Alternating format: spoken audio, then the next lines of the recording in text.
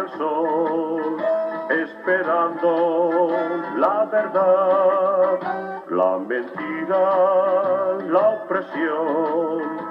Cuando vengas cesará, llegará con la luz, la esperada libertad, llegará con la luz, la esperada libertad.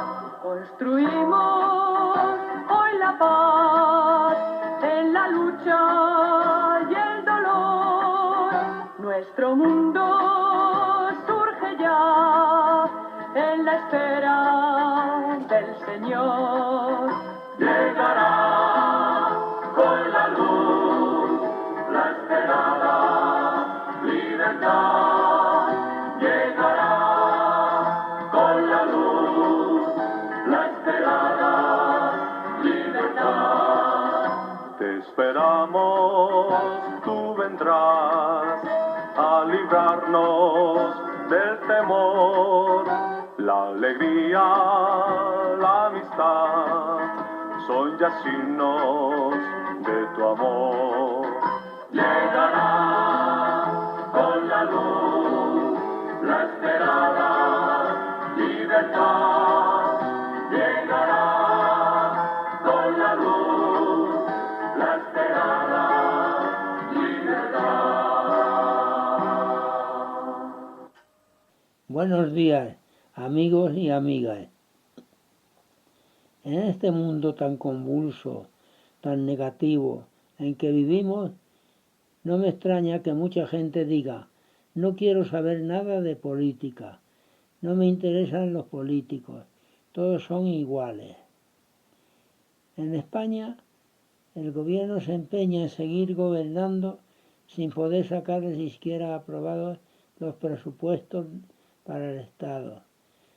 No consigue aprobar leyes importantes que se verían beneficiosas para el pueblo. La oposición, por otra parte, negando todo lo positivo que pueda haber en el gobierno, intentando únicamente derrotarle, quitarle de en medio para ponerse ellos, lógicamente. Y además negándose a aprobar ni siquiera leyes importantísimas para la ciudadanía.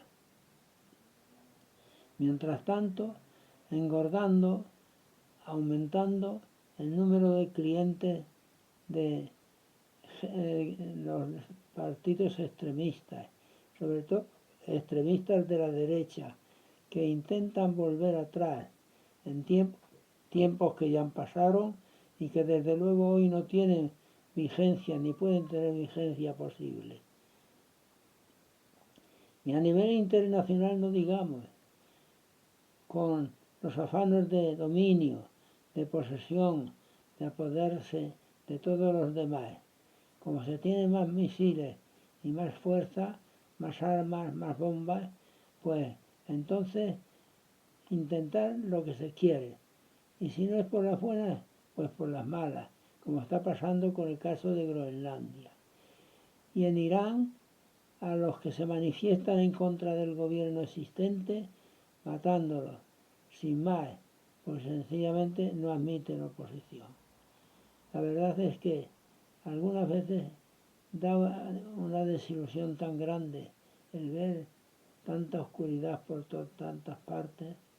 Sin embargo, también hay mucho bueno y nosotros tenemos que apoyarlo y aumentarlo en lo posible con nuestras actitudes honradas, nuestras actitudes dignas, nuestras actitudes cívicas, que nos ayuden y animen a otros a conseguir un mundo mejor. Y es posible que lo consigamos, lo podemos conseguir. Vamos a intentarlo, procurémoslo, hagamos lo posible entre todos. Estamos ya en el tiempo ordinario, pasadas las fiestas, y en este tiempo iremos viendo el mensaje de Jesús a lo largo de todos los días y de todos los domingos para nosotros. Pasado el ciclo de Navidad en que se nos ha presentado a Jesús como niño humilde y pobre, Salvador para todos, la liturgia nos va a ir ayudando a penetrar en un conocimiento más amplio y profundo de este Jesús. Este año nos ayudará en ello San Mateo, del que vamos a leer. Este conocimiento no es meramente teórico, consiste fundamentalmente, como dice San Ignacio de Loyola, en sentir y gustar de él interiormente. De suyo, este conocimiento es inagotable. Por eso debe ser para un cristiano tarea de siempre. El texto de este día está tomado del Evangelio de San Juan, el capítulo 1, versículos 29 al 34. En aquel tiempo, al ver Juan a Jesús que venía hacia él, exclamó: «Este es el Cordero de Dios que quita el pecado del mundo. Este es aquel de quien yo dije: tras de mí viene un hombre que está por delante de mí, porque existía antes que yo. Yo no lo conocía, pero he salido a bautizar con agua para que sea manifestado a Israel». Y Juan dio testimonio diciendo: «He contemplado al Espíritu que bajaba del cielo como una paloma y se posó sobre él. Yo no lo conocía, pero el que me envió a bautizar con agua me dijo: aquel sobre quien veas bajar el Espíritu y posarse sobre él, ese es el que ha de bautizar con Espíritu Santo. Y yo lo he visto y he dado testimonio de que este es el Hijo de Dios». Para las primeras comunidades cristianas venidas del judaísmo, era fundamental conocer y comprender qué clase de Mesías era Jesús, para el que los apóstoles piden la adhesión. Jesús es el Mesías que comienza su actividad en la Galilea de los gentiles, que será rechazado por Israel y entregado a la muerte. El testimonio de Juan es avalado, garantizado por el Espíritu Santo. ¿Qué significa todo esto?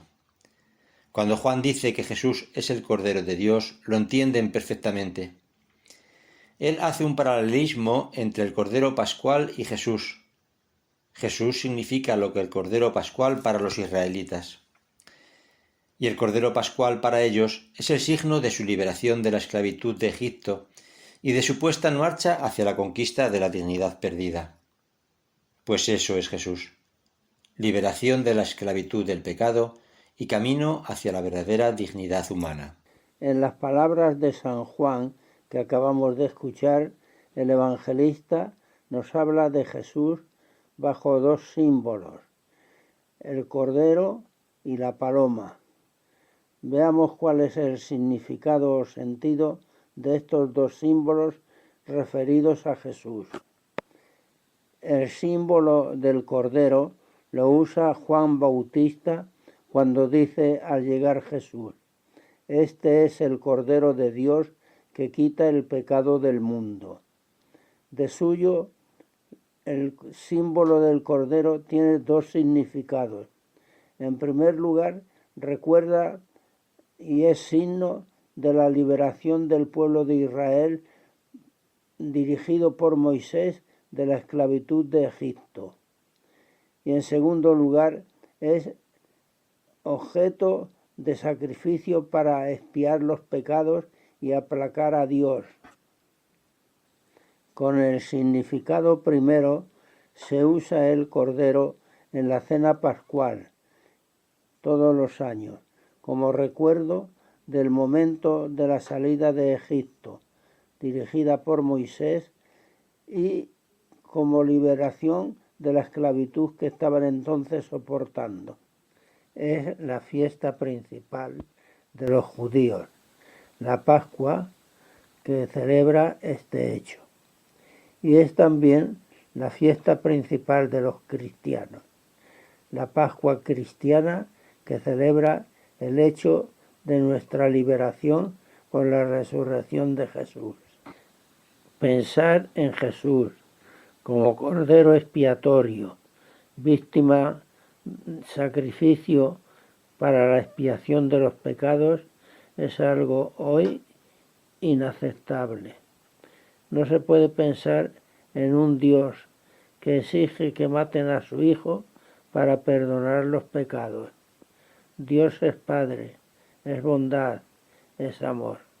Lo otro sería un Dios justiciero que no cabe en la mentalidad evangélica. A continuación, San Juan, al unísono con los otros tres evangelistas, nos habla de que Jesús, al ser bautizado, descendió sobre él el Espíritu en forma de paloma.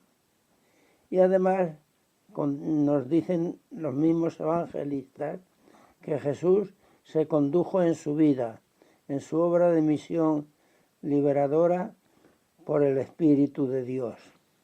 El Espíritu del amor y de la paz condujo a Jesús a lo largo de toda su vida y en su obra de evangelización. Los apóstoles, la Iglesia, fueron obra de este Espíritu y a ellos este mismo Espíritu les dio y les infundió para que realizaran su obra a lo largo de todos los tiempos. El libro del Cantar de los Cantares nos habla con lindeza de este amor. Y todo esto, ¿qué quiere decirnos a nosotros, hombres y mujeres, jóvenes y mayores del siglo XXI? Sencillamente, que nuestra libertad está por encima de todos. Es nuestra condición de humanos, ser libres. Libertad que no significa desprecio a nadie, que no significa orgullo sobre los demás, que no significa el dejar que los demás se hundan y nosotros quedarnos por encima, sino que supone y significa el que trabajemos, nos movamos, nos interesemos porque nuestra sociedad sea una sociedad de personas libres que obran con rectitud, con honradez y que no impiden la libertad de los otros. Jesucristo nos dice: yo he venido para que seáis libres. Y San Pablo nos recomienda: sed libres con la libertad con la que Cristo os ha liberado. Lo que significa y supone no esclavizar a nadie, ser nosotros libres, pero contribuir también a que los demás vivan libremente, y libremente en la honradez, en la buena voluntad, en el buen modo, en las maneras dignas de comportarse unos con otros. Y esta libertad debemos transmitirla a través de nuestra propia vida, en la familia, en el colegio, en las relaciones sociales, etc. Y que, movidos por el espíritu de amor y de paz que movió a Jesús, hagamos de nuestra sociedad un mundo de paz y de amor. Seamos trabajadores por la cultura del amor y no hagamos portaestandartes de la vivencia de la paz, evitando todo lo que significa enfrentamiento, lo que significa odio a los otros, lo que significa violencia, luchando y trabajando porque en realidad unos y otros vivamos en concordia, en diálogo, en reconciliación, etc. Y terminamos escuchando estas palabras que nos invitan a la reflexión. Dios y el tinglado del mundo. Las relaciones entre amo y esclavo han sido aplicadas desde lo social a las relaciones entre el hombre y Dios. Pero la burda categoría de dominio no es aplicable a Dios. Dios no es un amo ni es un dominador. El poder no es un atributo divino. La voluntad de poder no es una propiedad de Dios. Dios no exige una reverencia servil contra la voluntad del hombre. Dios es libertad, es el liberador, no el amo. Dios otorga el sentido de la libertad, no el de la sujeción. Dios es espíritu y espíritu no tiene nada que ver con la relación de dominio y de esclavitud. No hemos de pensar a Dios según la imagen de lo que acontece en la sociedad o en la naturaleza. No hemos de pensar lo que se refiere a Dios en términos de determinismo. Dios no determina nada, ni hemos de pensar a Dios en términos de causalidad. Dios no es causa de nada. Sois la semilla que ha de crecer, sois estrella que ha de brillar. Sois levadura, sois grano de sal, antorcha que debe alumbrar. Sois la mañana que vuelve a nacer, sois espiga que empieza a granar. Sois aguijón y caricia a la vez, testigos que voy a enviar.